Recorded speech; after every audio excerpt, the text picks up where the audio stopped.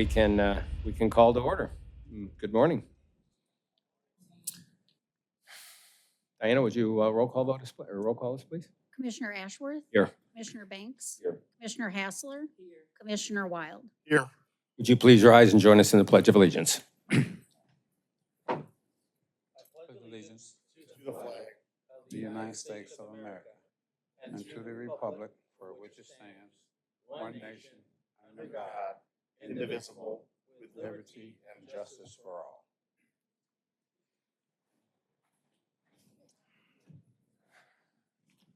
Thank you all, and happy fall. Or if you're from where my wife's from, she would say happy fall, y'all.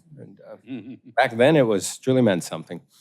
A couple of comments as we open up, and commissioners, please feel free to weigh in. Wonderful department picnic on Saturday. Thank you all who participated in funding it, but more importantly, to getting all of the neat activities out there, seeing family and friends and retirees and officers and professional staff out there having a great time in a relaxing environment all together. Pretty special moment. So congratulations and thank you. Perhaps not on such a nice note, regrettably, we need to mention a situation made by some comments of what was a very valued partner with us, and that would be First Form. Obviously, after the comments were made, we did an investigation. We looked at the video, we read the comments, saw the podcast. Not only was the department blindsided, and I can speak specifically to the chief and the executive command staff because I immediately got the call from them, but we were outraged by the comments, and not only blindsided by outrage, but especially the disparaging ones to our women officers, our female officers, our women officers.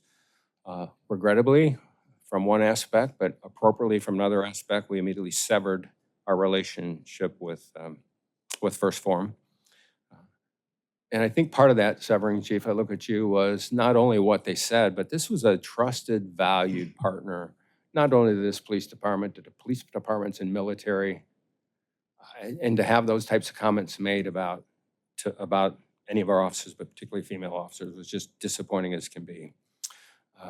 We hope First Form's leadership makes the necessary adjustments and that they work long and hard if they choose to rebuild the relationship and the trust with all of us. And hopefully someday they can be trusted as a business partner again. And we look forward to that relationship if they make it happen. And if not, we will move on. So behavior and time will tell. So again, our apologies on behalf of one of our vendors for what they said about our officers and particularly our female officers. It's terrible. Absolutely terrible. Chief, anything to add? It was probably one of the easiest decisions that I had to make. As being a chief, I talked with Chief Tracy from St. Louis City. He got the word while he was on the golf course and heard what was said. And as he said also, it was probably one of the easiest decisions that he had to make. I felt supported by the FOP, first of all, by our board as to the decision that I made concerning the women on this police department, not just the women here, but women in the police profession altogether. Very supported from them about the decision that I made. I felt very supported from the FOP about the letter that they put out after this incident occurred. I was totally disappointed about the second letter that they put out. So anyway, we have severed our ties. It was my decision to do so, support it, and that's where it'll remain at this time. Thank you. No doubt. Moving on, which is what we have to do, correct? Last thing, on a more positive note, there are 12 of us in this department that are going out and cure cancer this weekend. They're going to ride in a ride called Pedal the Cause. Not sure the chief's going to be able to with his ankle, but he is one of the 12.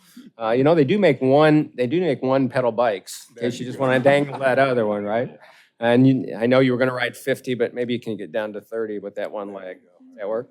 Anyway, they're going to be out curing cancer this weekend. And I think they're riding, I'm looking to see who's in here, 60, some of them are doing what's called a metric century, so 66 miles. And I think a couple of our people are going to go a century, so 100 miles on a bike to cure cancer. So if you can support them, whether that's with a slap on the back or any type of financial support that helps them, because every dollar you raise goes to us curing cancer. So to those 12, thank you. To the rest of you, we appreciate your support, and hopefully we can kick cancer to the side because it impacts so many of us in this room and the people that we're responsible for. So thank you all for doing it. Board, anything else? I've got one thing, Chairman. I'd like to give a shout out to our retirees.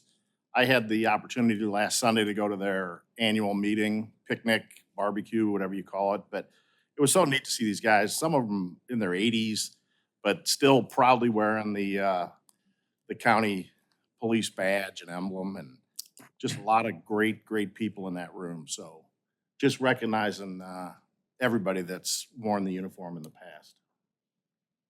So noted. So appreciative. Didn't realize there was a picnic. Top secret. Apparently.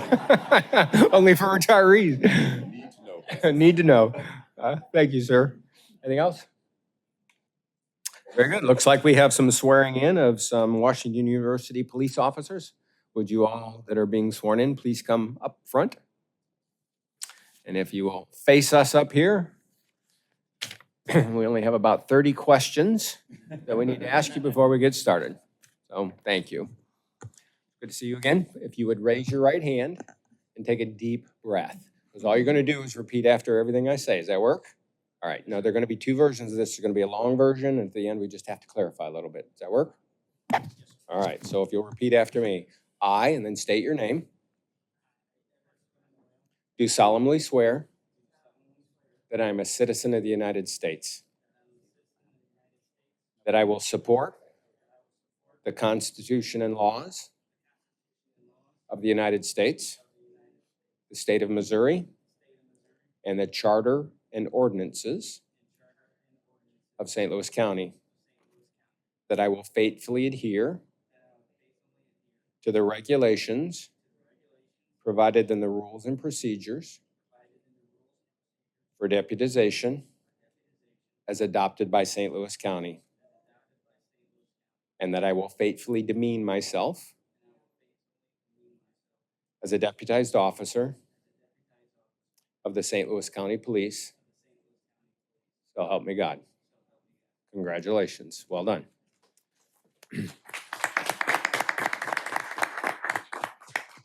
Now, the point of clarification before you go out there and save lives and do all the other stuff you need to do, as a deputized officer for St. Louis County, your authority is restricted to the protection of persons and property on the Washington University campus. Yeah, congratulations.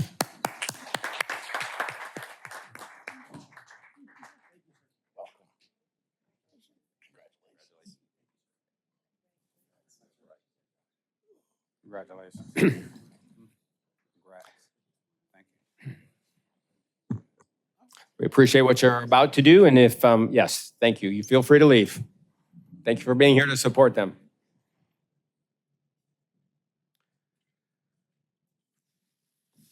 Chief, looks like we've got some service stars to deliver. Yes, sir. Just a few of them with a few years of service. Wonderful. All right, we are going to call your name. We are going to, if you would, please come forward. Yeah, I think they set them up that way. If you want to double check. All right, I don't know. If I start to mess them up, you feel free. For those of you who are visiting, you know what a service star is. It's years of service, right, on the fives, 5, 10, 15, 20, 25. And we want to thank you very much. Before we get into the names, we're going to do this a little backwards. So those of you who see family and friends here in support of these people receiving their service stars, thank you very much for the support. Without your support, it's a lot harder to be up here for 5, 10, or in one case, 35 years. So thank you all very much for the support you give our officers. You know what they do, and you know how they do it. And having family members, see a little one here and 4 or 5 little ones right here. Thank you all for that. All right, so starting out with 35 years. From the Division of Patrol in our City of Wildwood precinct, Captain James Mundell, 35 years.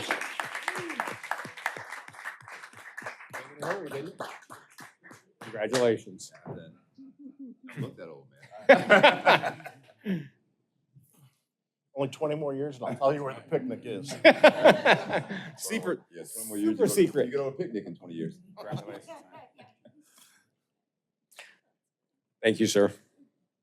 At 30 years, from the Office of the Chief of Police in Intelligence Operations Bureau, Captain Pete Morrow.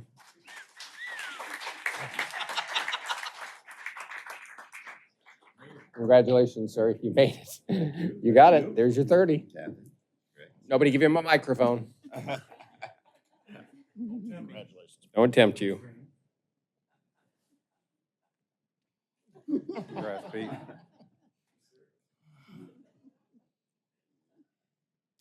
Also with 30 years, 30 wonderful years for all of you, from the Division of Patrol, in the Division of Patrol, Lieutenant Colonel James Schneider.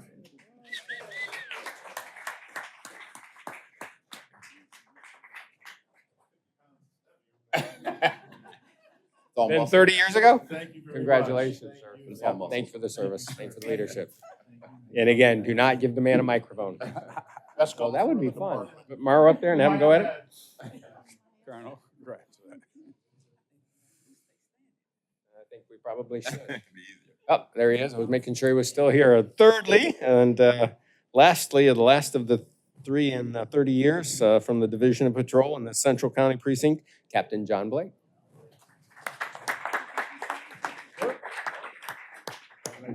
Yeah.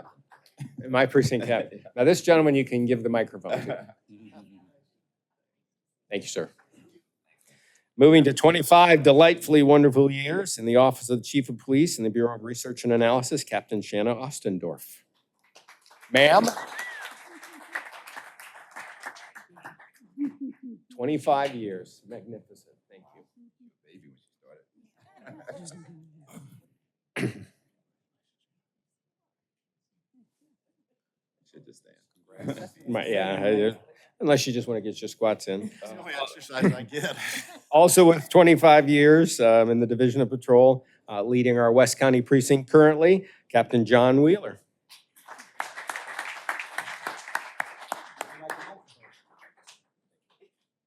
He said no thanks. He did not want the microphone.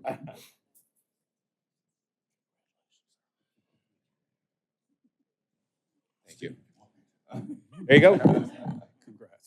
Your stories are impeccable, very enjoyable. Love every one of them. Also with 25 years in the Division of Criminal Investigation, Word Processing Unit, Ms. Rebecca Person.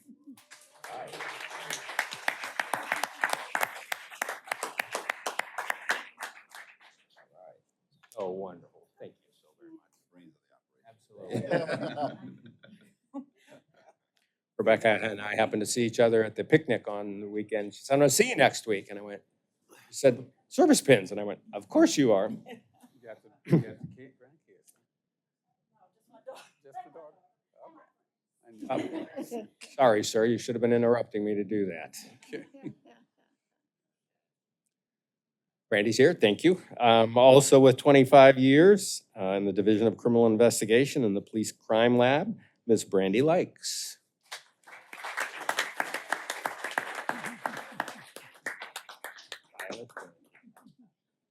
Whoever you want to go to. We'll get around to this. Thank you, sir. Congratulations. Thank you.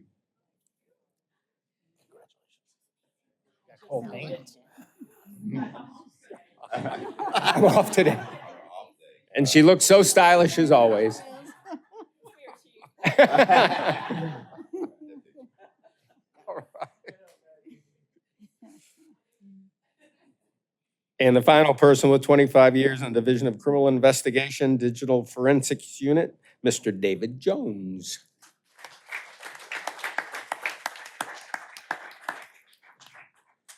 David, thank you, sir. Can't imagine all the work you've done behind the scenes to away, so thank you. Thanks, Dave.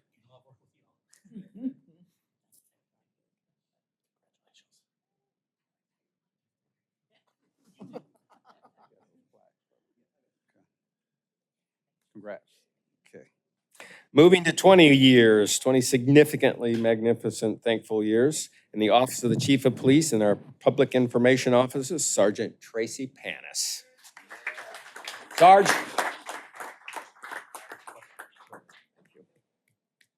Congratulations.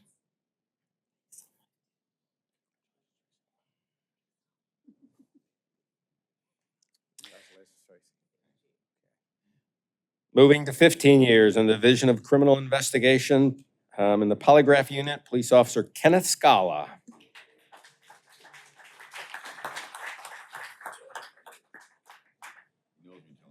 You know if you're telling the truth. He knows you're telling. Thank you very much. A good start. 15 years is a good start, right? Just a good start.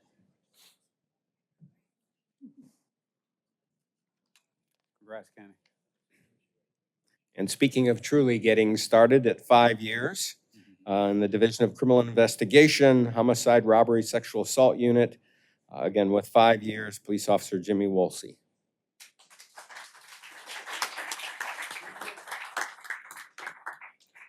So congratulations. Thank you. Good start. Look forward to doing this 25 years from now. Absolutely.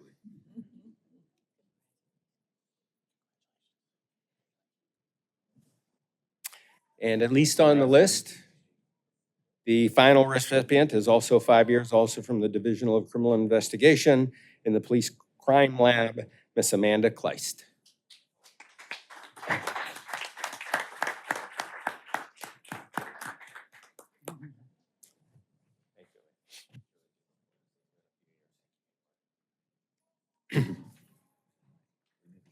I think so. Congrats.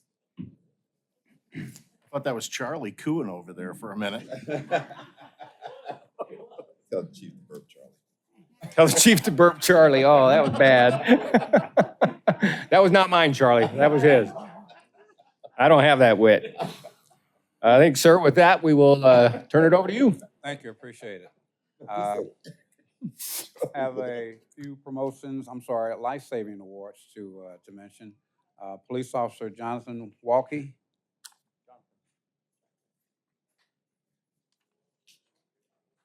It's yours. Chief, want to take a picture with you? Take a picture with you. Didn't mean to wake you.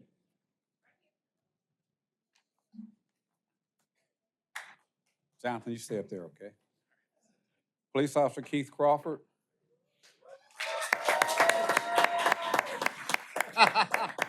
Congrats, man. All right.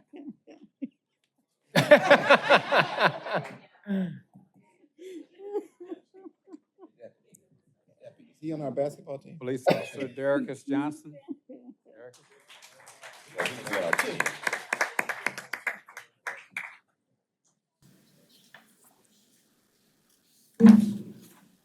Lieutenant, you're up, sir. Thank you, Chief. Chief, members of the board, on August 19th, 2023, police officers Jonathan Walkie, Keith Crawford, Derrickis Johnson responded to 255 with Midlothian, struggling with that this whole time, for a report of a sick case. Comments of the call were for that a female called, said that her husband had collapsed in the bathroom and was not moving. The officers responded to the scene and found an unresponsive male laying in the bathroom. They went to assess the male's situation and found that he didn't have a pulse. They immediately removed him from the bathtub and laid him on the floor and began life-saving measures, including CPR. They conducted CPR for several minutes until they stopped to reassess. While they were reassessing, they noticed that the gentleman was beginning to show signs of life and had a faint pulse.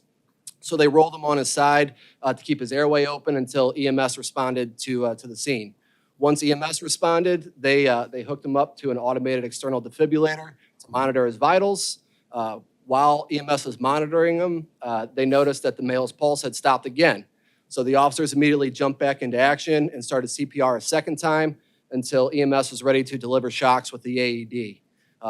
Ultimately, the ambulance had to deliver 2 separate shocks from the AED to stabilize the pulse. That gentleman was transported to Christian Northeast Hospital in critical condition. Because of the actions of these officers, that gentleman today is able to spend time with his wife and his family as he's made a full recovery. Your actions not only reflect highly upon yourselves, but it's the mission and the heart of what the mission of this department is. You should be proud of yourselves. The department's proud of you. You did a good job, fellows. Great job.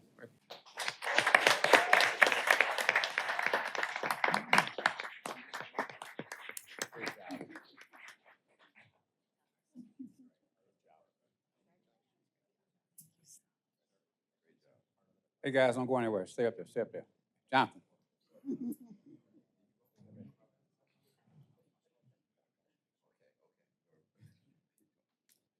Jonathan, who you got here with you? Anybody? I got my wife and my dad. Where they at? Stand up. Thank you for being here. Keith, who's with you? Everybody, huh? Everybody stand up.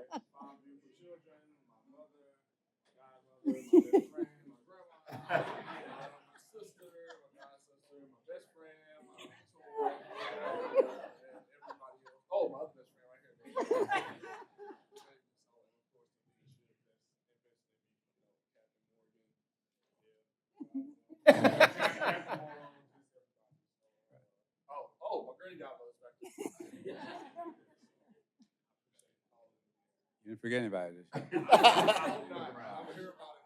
So, are you taking them all out to lunch after this or what?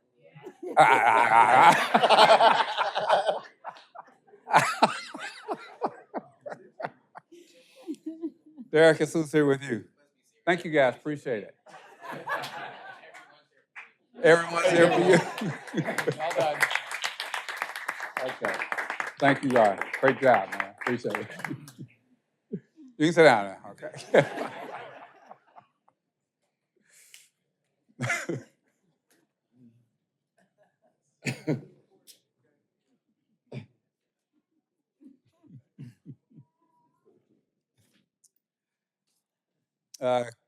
Board, I have 3 promotions to make. The first one is for our Lieutenant Colonel Norman Mann. Before you come up, Norman, wait a second here, okay? Uh-oh.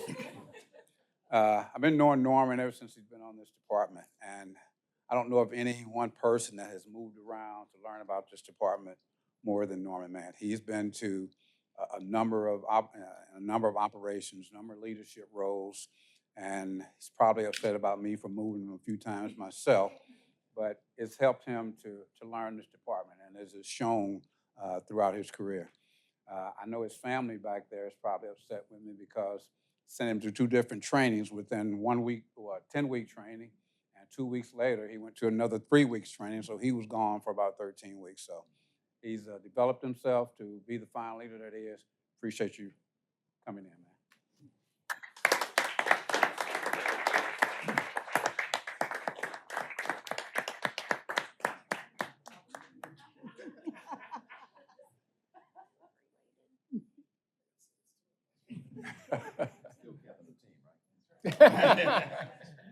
Congratulations. Well earned. You and Cox have the same barber?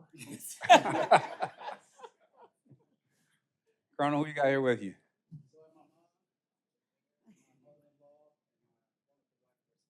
All right. Good. See you.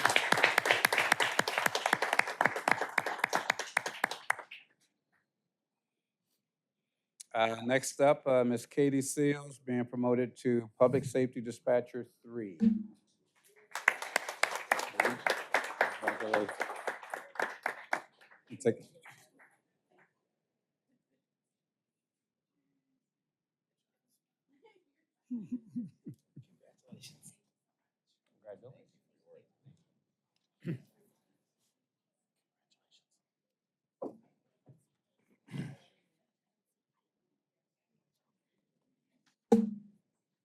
Congratulations, Katie. Who's here with you? Anybody? Or there? There. Thank you.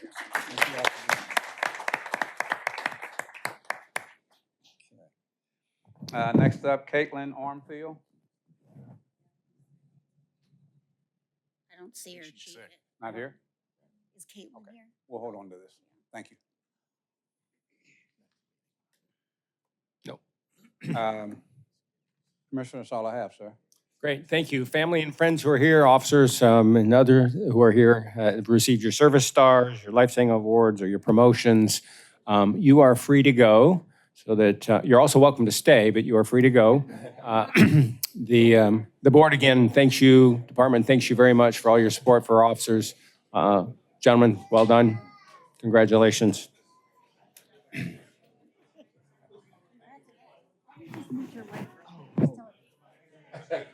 Matter of fact, I've been up there twice. I was up there Monday and Tuesday. Actually, You've been up here making Lakers Go ahead, jokes. go ahead. Whole meeting. I saw, I heard. Oh, man, it looks good. I was up there. When I was up there Monday, Handle himself pretty the well. side was down. I'm actually your sergeant Kit Simmons gave me a tour of the place up there. The place is huge. And did that. And then yesterday on my way home, I drove through there yesterday. The side down there, looks great. Looks great. So every other place where dirt is, they put the side down? Yes, Okay. and actually, it probably is done. Probably is done. Today. All right. Come on back. All right. Okay. Okay. Who's taking the picture? Well, I'm gonna be in pain. Okay, take care, man. More than once, sure.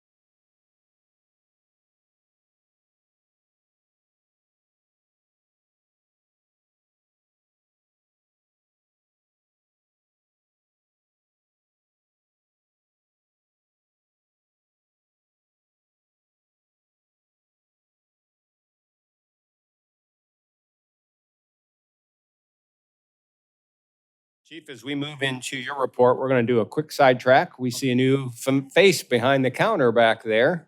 Yes, so Mary, if you'd stand up, just stand up. You don't have to come up here. So Yeah, I bring her Mary up. Schmidt is the new addition to our office. She comes with a background in production company here locally, as well as one of the local news outlets. So she brings a lot of experience and a completely different How you doing? perspective to our How you doing? office, Your- which we your section appreciate. doing So your- it's Mary Schmidt. Thank you, Sergeant. Mary, welcome to the group. Good to have you and all that you bring to us. Thank you. All right, sir. All right, we're up. Terry, you up. Terry's up. Good morning. Good morning. I guess. Yeah, ish. Yeah. I feel like I don't have a big change from last month. A little under $11 million surplus, which isn't a huge change. I still don't have the retirement percentage numbers. I talked to her on Monday. She said she was working on trying to get it, so hopefully next month I'll have that for you, because that could be a big change either way. And medical changes will happen, like, we signed new insurance, so those changes will be in October. So again, I should have a better idea of that, but we're going to have a surplus in there no matter what. The payouts, I was a little off. I had projected $1 million short. We're $1,170,000 short, a little under that, but I'm guessing it'll come up to that with some. We don't have any retirements yet, but some people that will quit and we'll have to pay out. The only shortage difference is vehicle maintenance, and that's just based on current expenditures. I'm thinking we're going to be a little short there. Moving on to 2025 budget. The chief presents on October 22nd to the council. So I probably won't have anything for you till November on what they decide, if we know. We'll kind of know how it leans then. And then the ARPA grant, we have spent $6,606,674, and we have been reimbursed all of that, which is half of that. And then I just received 3 invoices today for August. So Excellent. yeah, we just haven't paid them yet. So that's it for me, if you have any questions. Mike?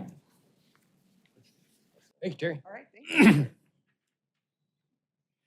Captain, you're up, man. Captain, you do know that we have been asked to grill you incessantly on these crime statistics. We know the depth of your knowledge for many years of doing this and being up in front of us so many times that we're going to just grill the heck out of you. Is that okay?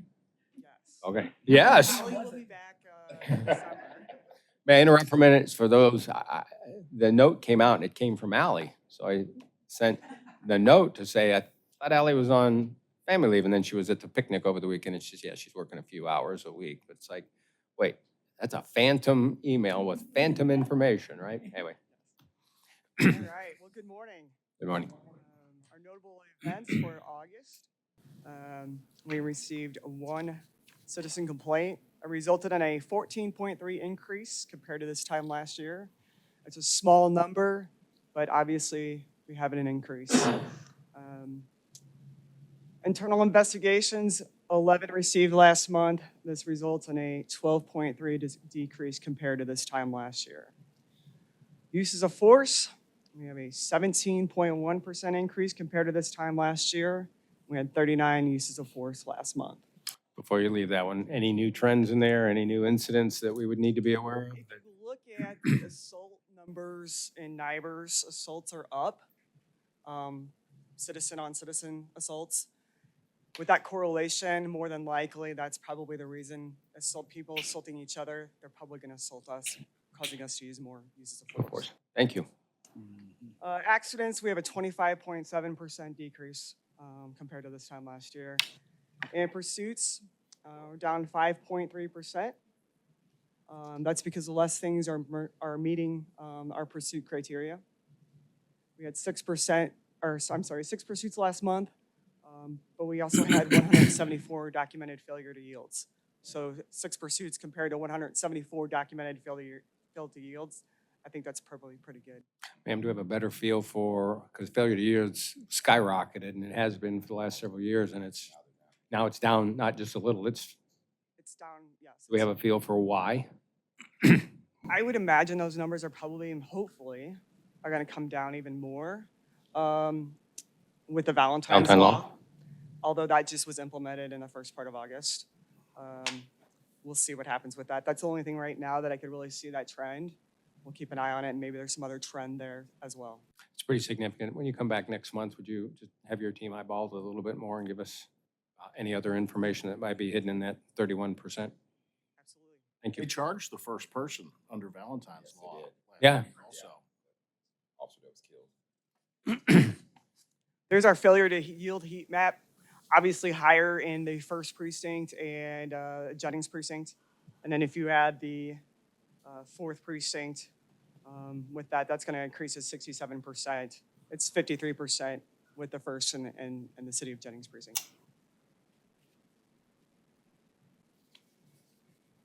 Arrests decreased from 852 to 889 in August. Guns seized increased to 111 from 95. And DWIs are up 48 from 44. Only 23% of those DWIs came from highway safety.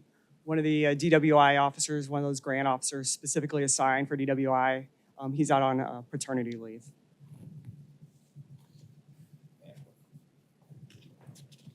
Going to NIBRS crime data, crimes against persons, homicides are exactly even from year to date, from last year to this year.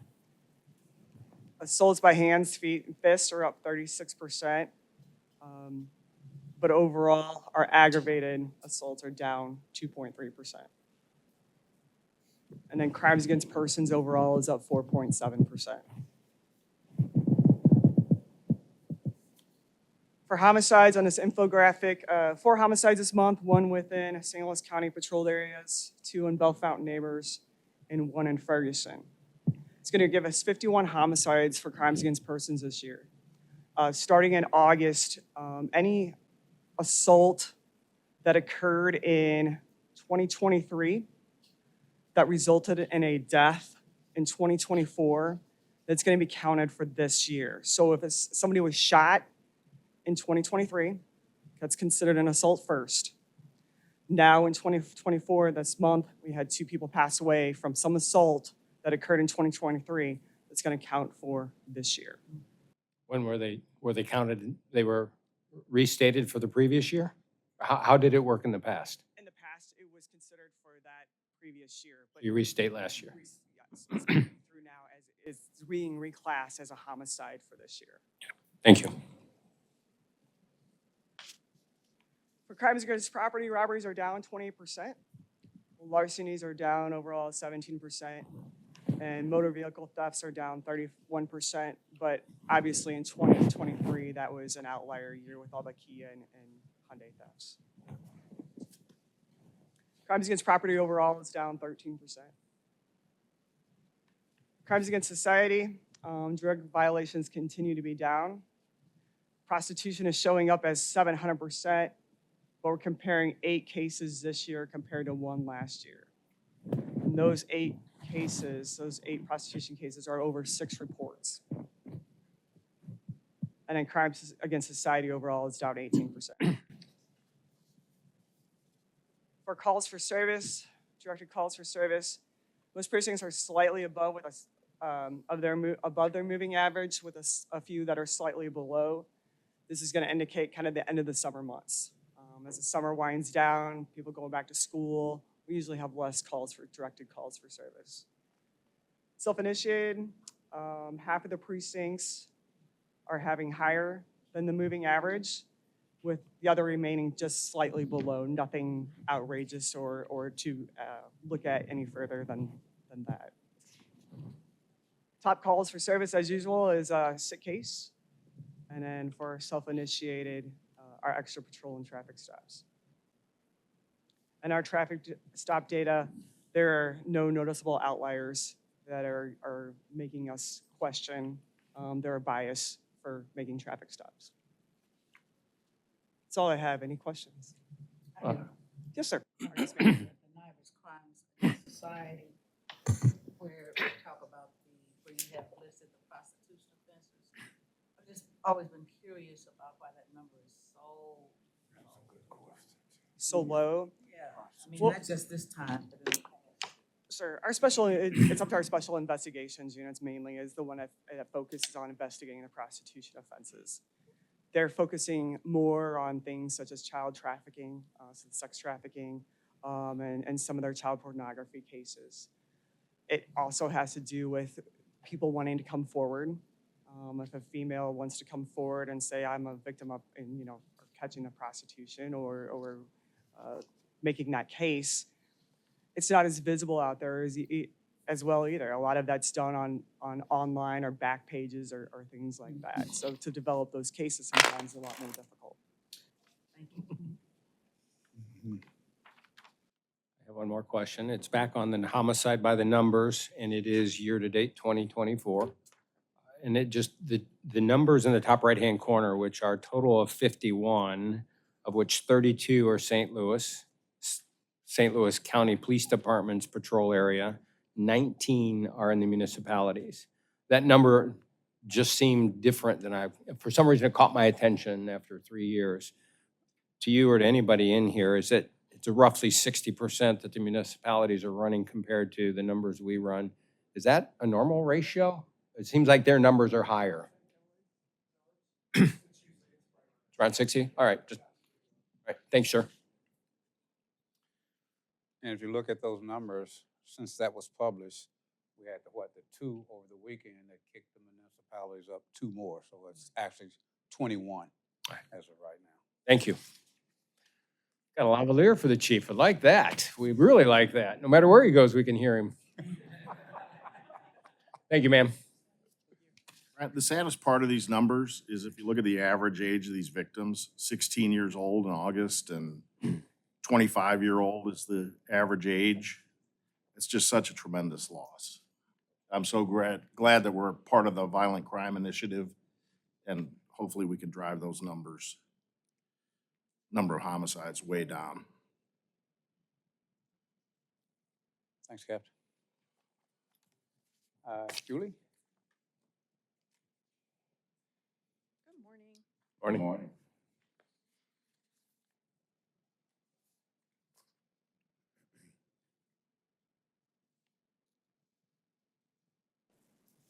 All right. So I wanted to show today kind of the trend of our commissioned number of vacancies. So I did this for support staff and for commission, but you'll see on here, this is just this year. So January through August. We've really kind of held steady around there, gone up just a tiny bit. But we're really kind of trying to focus on moving that mark, but just being able to kind of see it as how we've been doing for the year. And then for professional staff, a lot more movement in theirs, and that's due to them being given more positions. And so that's where you'll see the big increase. The two big increases were two different times that they were awarded more positions. So Executive Director, when you pull that out, what's staffing, right? So that's just additive, so those vacancies occur, but if you were just Right. looking at a static number of vacancies to vacancies without the additions, how are we doing? So Thank you. It makes, yeah, no problem. I'll go back to the other one. So it makes a little bit more sense to look at it from a retention standpoint.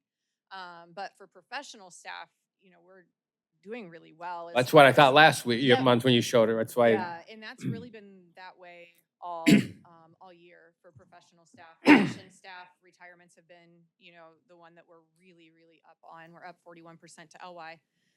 But resignations are down. So do we feel that? Not really.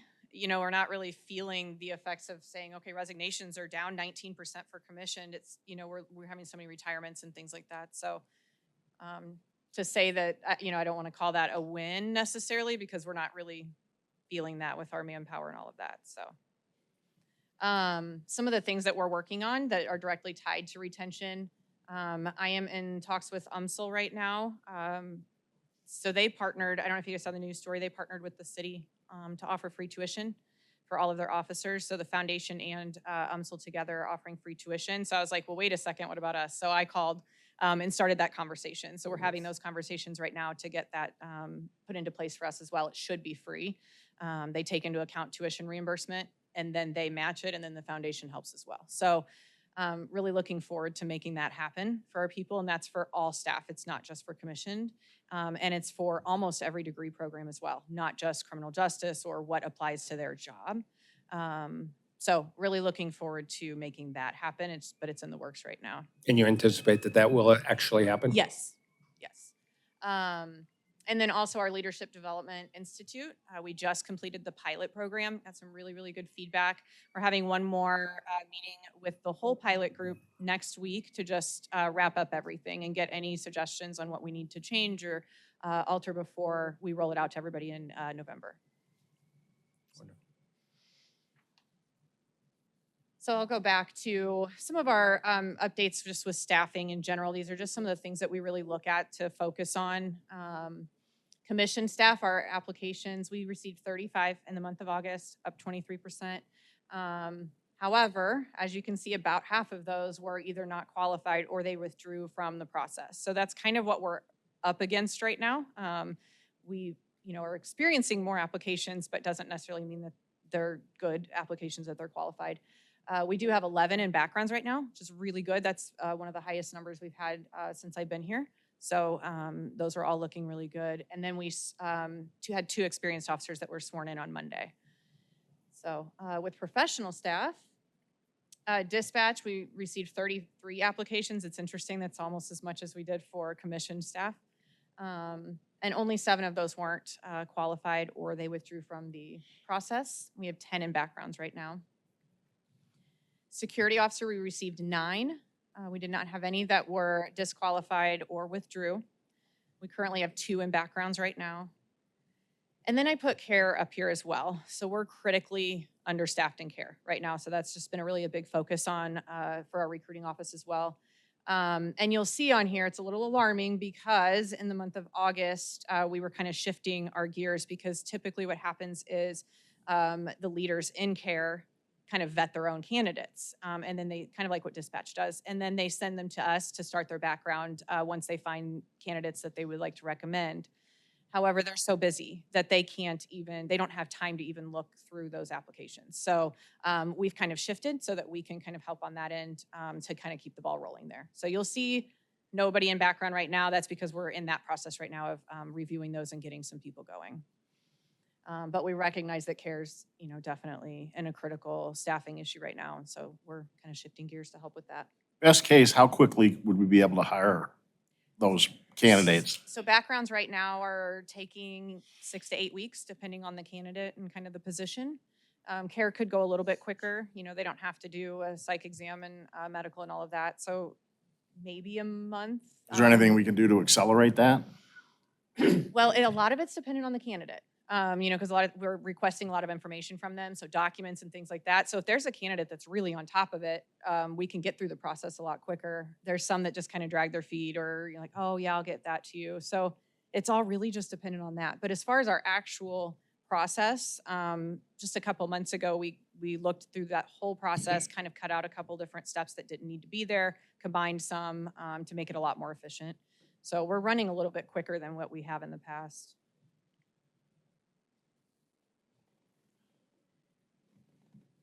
And then lastly, I have a recruiting update. So we've been really focusing on the new branding. And I think I talked about this a little bit last month, but new tablecloths, new tent that we take to outdoor events, our retractable banners, just things like that, that really is going to show a consistent message across the whole county department. So our recruiters attended 12 events in August. So this is really our job fair season. So they're really picking up. I think they have maybe twice that for this month. So it's just really starting to pick up. We also met with met with 3 marketing companies. We're still waiting on 2 proposals to do some of the different marketing that we're interested in doing. That includes, a new website just for recruiting.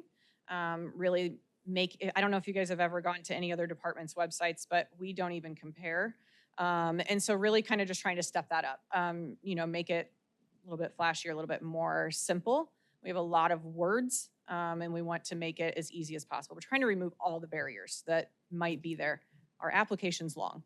It really takes somebody that's dedicated to wanting this job to finish the application. So we're trying to make it as simple as possible and remove all those barriers.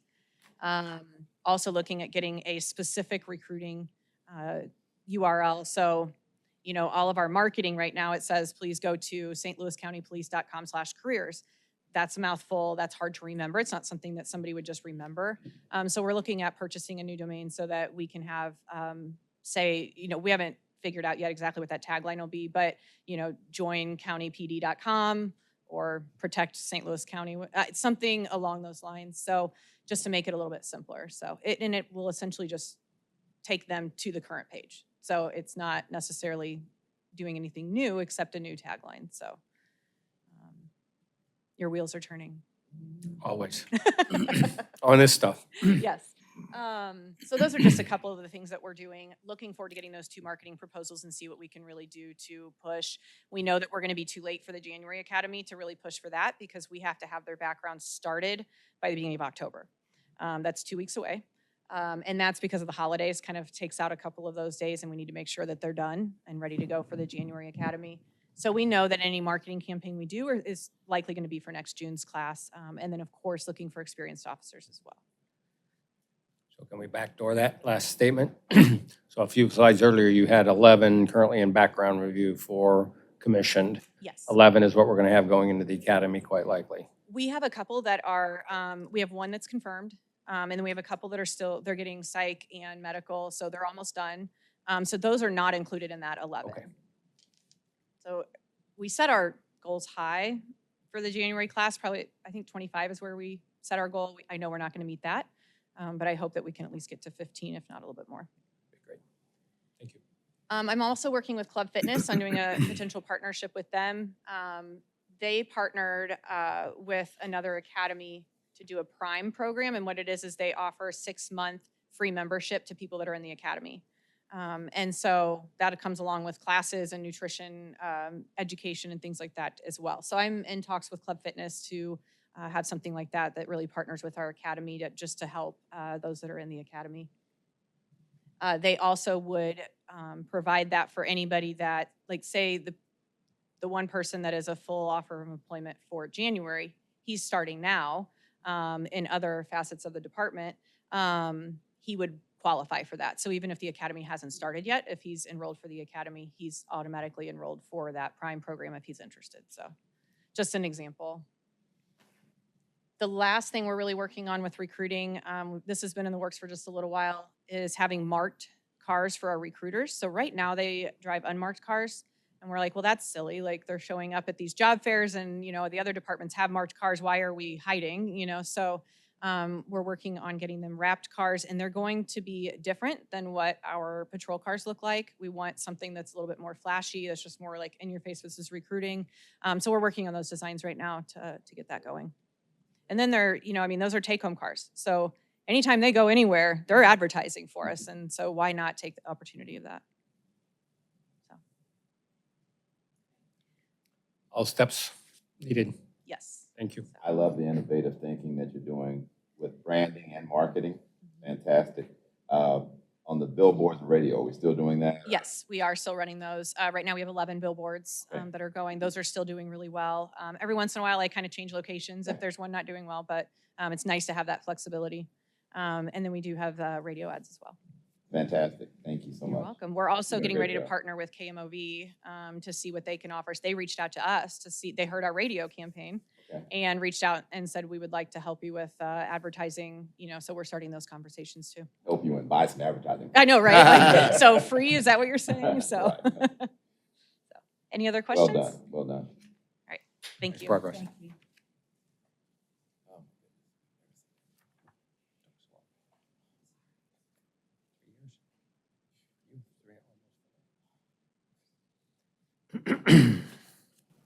Okay, good morning.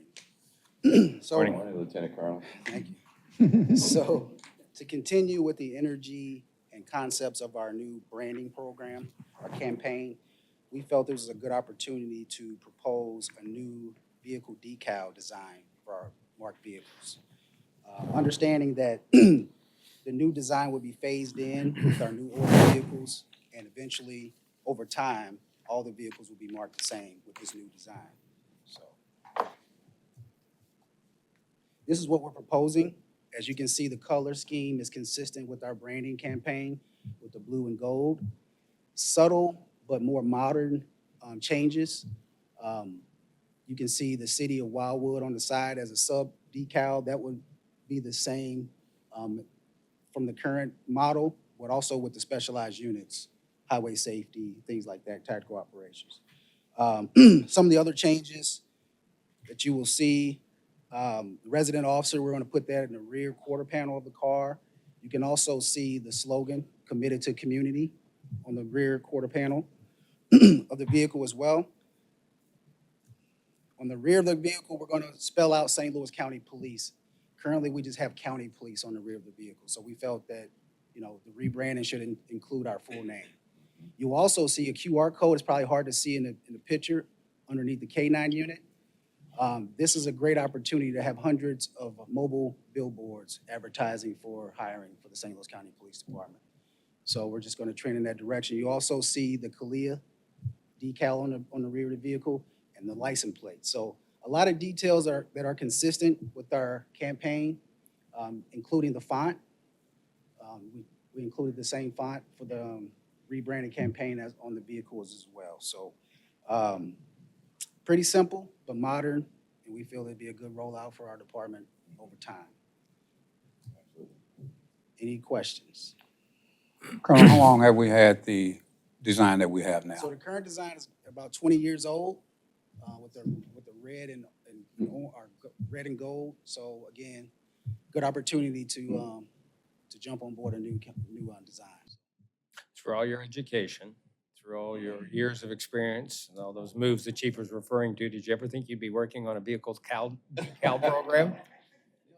Yeah, But I enjoy it. Good. The chief tells me I'm too progressive sometimes. Let him keep telling you that. That's all? Thank you.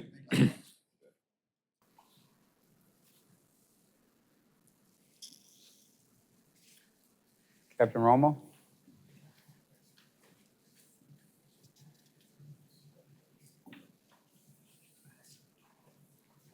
Morning, sir. Morning, Chief. So the chief asked me to come here and answer questions and just kind of give some quick background on our crisis call diversion program that we started in the Bureau of Communications. So about a year ago, I became aware that there were some communication centers throughout the country that were starting to look at some of the mental health calls that were coming into their communication center and diverting them away from a traditional law enforcement response. And sending them directly to behavioral health services. I was a little bit reluctant. I had some concerns with that initially, specifically surrounding liability, but reached out to some different communication centers that were doing it, began to feel better about those liability concerns in the way that we do that. And so decided to partner with, find a community partner to do that. That ended up being BJC Behavioral Health. So over about a 9-month period, myself, one of my telecommunicators who's actually working on her master's in social work, brought her on board to have that telecommunicator perspective, and folks from BJC Behavioral Health. So we figured out kind of what this was going to look like. And on June 3rd, we went live with that program. So what that looks like is we have a dedicated master's level clinician that sits in the Bureau of Communications. And when calls come in involving someone with some type of behavioral health challenge, our call takers assess that. If it involves potential for violence or a medical emergency, then we handle it the way we always have. We send the appropriate law enforcement and medical resources to that individual. If it doesn't involve the potential for violence or a medical emergency, my telecommunicators do a really good job of educating them about this potential resource that we have. And then they do a warm handoff to that clinician that sits in communications. So, and that's really, to me, the key to reduction of liability. So we're obligated to hand that person off to someone that is qualified to handle that situation. And so they do a really good handoff to that telecommunicator in communications. They explain to them the situation. And then when that clinician takes over the call, they're able to go back into service and continue to answer non-emergency, emergency calls and communications. That clinician will then sit there, and they have a range of resources at their fingertips that they can connect that person to. So they could arrange for transportation to the hospital if that was warranted. They can set up next day appointments. She works very closely with our crisis intervention unit and coordinates with them, and so just has a range of resources available to her. So I look at it as, we have a lot of nets in place with our crisis intervention unit, our CIT officers. This doesn't replace any of that. We're just adding an extra net to catch individuals as early as possible and connect them to services. Prior to this program, what happens when a lot of these individuals, I'll use an example of yesterday, someone called and they had some issues with their son that were behavioral health related. Prior to this program, what would have happened, we would have sent an officer, the officer would have documented in a report, and then that report would have made its way to our crisis intervention unit, and then they would have conducted a follow-up, but that could be days later. So with this program, what happens is that person was immediately connected to a clinician in our communications center who was able to, within probably less than an hour, connect them to the appropriate behavioral health resources. So now that's one clinician. So when her name's Donna, when Donna's not working, or if she's already on a call, we have a system in place to bypass her, and it goes to BJC Behavioral Health has a 24-hour call center. So essentially it's a 24/7 resource, and I have a meeting later this week. BJC has hired a second person to embed, and that person's going to work more into the evening hours and weekends. So we're expanding that program. Started June 3rd. Each month we've started getting, as my telecommunicators are getting more comfortable with the process, we're seeing more calls diverted away. So this last month in August, we had 31 calls sent away to behavioral health resources. So that is just kind of in a nutshell that program. Happy to answer any questions that you might have. Any feedback from BJC in terms of success on that end? Yeah, so they actually, they give us a report every month about where those calls go to and how many calls end up, next day appointments. And that's really been a big thing. So if anybody, I don't know if anybody's ever tried to access mental health resources, but if I call a local community mental health center, you're likely to say, we'll get you in November, December, whereas the people that we're interacting with have a higher level of need. So they are getting appointments, here's the appointment we have for tomorrow or in a couple days. But the feedback from them is that they're intervening very early, and they're getting people connected to substance use services. They have mobile outreach teams that will go out on the scene with individuals. They work very closely with their crisis intervention unit.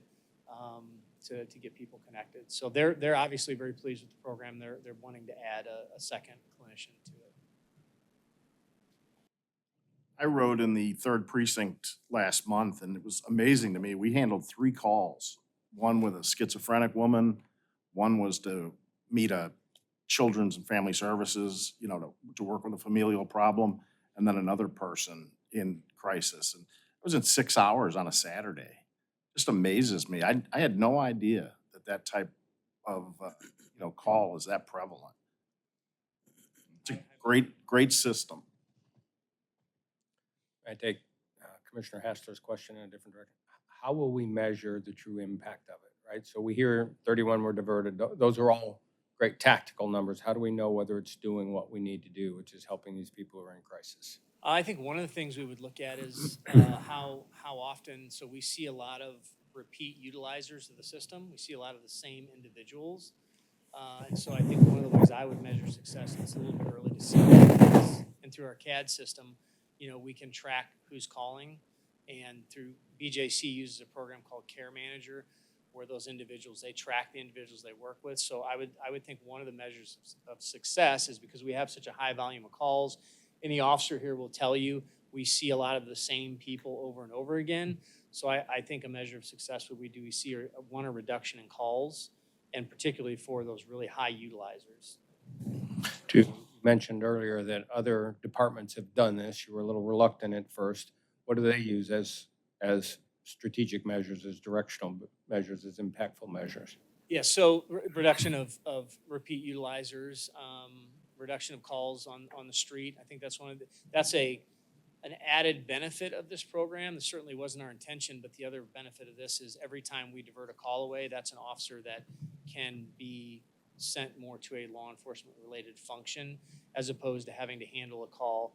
And our officers do a great job. They have the 40-hour CIT training. We send CIT officers, but these are very complex problems, and an officer's resources are pretty limited. I can take someone to the hospital or, maybe call a behavioral health provider depending on what time it is, whereas my clinician has a range of resources that she can. And I would say another measure of success is we're actually having people call communications and say, is Donna working?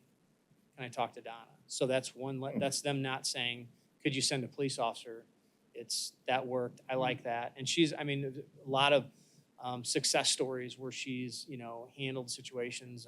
One, I would give you another success story is an older adult that was did not have a support system, experiencing some dementia, and she connected her with some adult resources, adult daycare resources, so she could get out in the community and be active and things like that. And then, to my knowledge, we've not had any calls, and she was a repeat caller.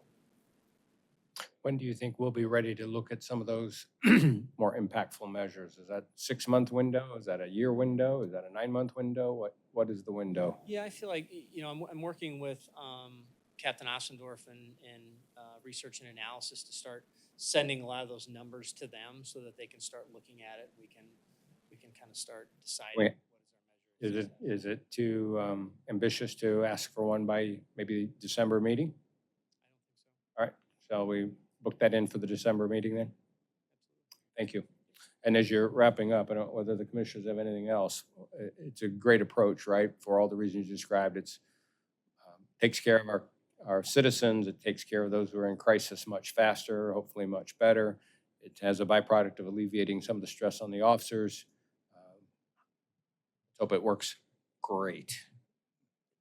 Great job. Thank you, Captain. Commissioners, all we have. There was one called Citizen Feedback Response. The feedback program from communications, can you hit on that? I hope I'm not throwing you under the bus here. Okay. So This was the survey, sir, just to make sure you differentiate, you understand the request from the board was to differentiate between you had this in exchange with us, how'd that go, or whatever questions you're asking from that immediate survey. Yeah, so the Power Engage program that we use, so when you get on a majority of our calls, when a citizen calls in for service, they get a text survey, 2 or 6 hours, depending on the level of call. And we're fluctuating between 87 to low 90s as far as a satisfaction rate and a lot of just really positive comments geared towards our telecommunicators. So I think that provides us with a lot of valuable information and feedback from the community. Those very few comments that we get that are people that are not satisfied, our quality assurance manager does follow up with that individual to get more information, and then we look into what the problem is. The number one complaint, which is call answer times, which we know is obviously a continual problem, and our call answer numbers our times are coming down, or they're getting better as we're adding staff and getting them trained. Yeah, thank you. And we know you were in, last month or month before, and gave us the update on that. We know you're putting up a lot of those nice comments on the boards around the center so that everybody can celebrate success. So we'll continue to look for how whatever the measures are in that, we'd look for what that looks like too. Thank you. Chief, anything else? Yep, that's it, sir. Very good. Thank you. Board, we have approval of our minutes from our August 14th, 2024 meeting. They were in our packet. Hopefully you've had, thank you. Thank you. Second, any further conversation on the August 14, 2024 meeting minutes? All in favor of approving the meeting minutes from our August 14th, 2024 meeting, please say aye. Aye. Any opposed? Thank you. Diana, any incoming communication? No. Any outgoing communication? Any old business? Look around everybody for that one. Nope. All right, new business. We have 7 contracts/agreements. They're online for public viewing. May we have a motion to approve the 7 contracts? I move that we approve the 7 contracts. Do we have a second? Thank you. Any further conversation on the 7 contracts that were in their new business and posted online? On 1A, I'm going to abstain based on a personal relationship I have with the director of that program. Okay, thank you. So do we need to do it separated then? All right, may we have, thank you, sir. We're going to vote on contract A then. Mike, thank you for abstaining. May we have a motion to approve contract A, which is the Crisis Intervention Program Grant Contract with BJC Behavioral Health? So moved. May we have a second? Any further conversation on the BHC Behavioral Health Grant Contract? Absent Mike, all in favor of approving the BHC contract, please say aye. Aye. Any opposed? Approved. All right, the remaining 6 contracts. May we have a motion to approve the remaining 6 contracts, please? So moved. Second, thank you. May we, any further conversation on the remaining 6 contracts? All in favor of approving those remaining 6 contracts, please say aye. Aye. Any opposed? All 7 contracts are approved. Commissioner Wild, thank you, sir. Appreciate you notifying us. I'm highly supportive of the program, but Thank you. We know you well enough to know you would be. All right, general orders. We have a general order to approve. Yes, Department Employee Continuing Education and Training. The main updates in this general order is additional employees, 3 additional employees were added to the training committee. This gives us a broader knowledge of what kind of training department-wide is needed. The explanation from a promotional training, that was also added. So if someone, a newly first-line supervisor, was promoted and had taken a 40-hour training class prior to being promoted within 2 years, they do not have to take that class. Supervision. That's the 40-hour leadership. 40 hours, yes. And then the other main point that was added is failing to attend firearms training within the calendar year. What happens with that? So someone cannot carry their weapon, and notification is made to their commanding officer and along with Bureau of Professional Standards. So those are the main changes in that general order and updates.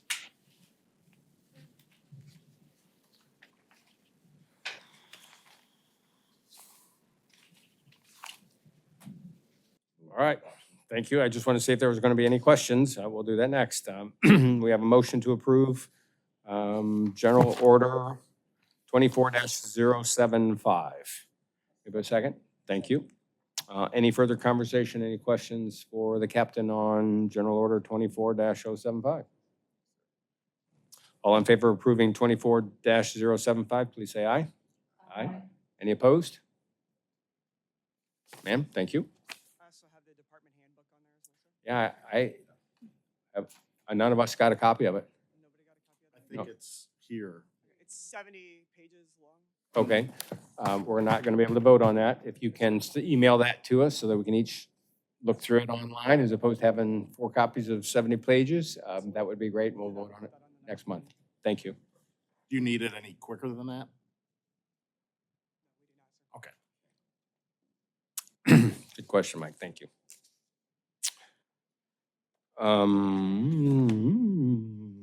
Diane, anything from a public request? Very good. The Board of Police Commissioners may vote to go into closed meeting for legal advice and review of claims and lawsuits involving the police department, Section 610-0211 RSMO and Section 114.0201 SLCRO. Discussion of employee and personnel matters, Sections 610.0213 and 13 RSMO, and Section 114.020.13 and 13 SLCRO. Preparation and discussion for negotiation with employee groups, Section 610.0219 RSMO and Section 114.020.19.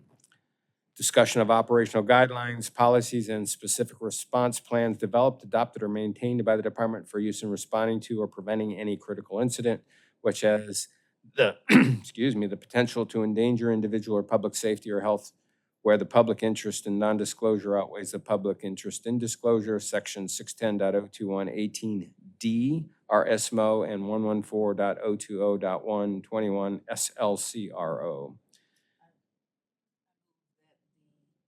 Board of Police Commissioners move to closed session.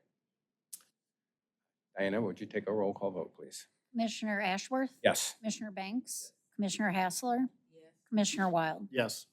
We're in closed session. Thank you all. Have a healthy, happy, oh, Mike. Before we leave, Time out. just one quick last statement, and that was a week ago, we were at the ballpark with Ron Battelle as he retired from Backstoppers, and I would just like to recognize him and wish him all the best as he retires, I think after 20-some-odd years. We'll stand for that. But it was a great group. I know the CARES unit was there.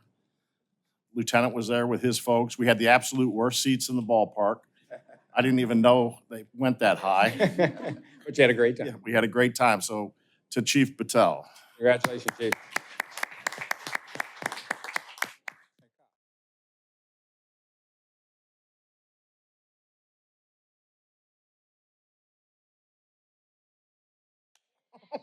Thank you. We are back from closed session. We had a vote to return to open session. The vote of each of the Board of Police Commissioners was yes to return to open session. So we're back. Move to close our meeting. Any further conversation on closing the meeting? Sorry, on concluding the meeting, adjourning it. Yeah, I was gonna say you. Thank you. Yeah, I got to get to the adjournment, right? Any other conversation? Diana, would you please take a vote, please? Commissioner Ashworth? Yes. Commissioner Banks? Yes. Commissioner Hassler? Commissioner Wild? Yes. We are adjourned. Right.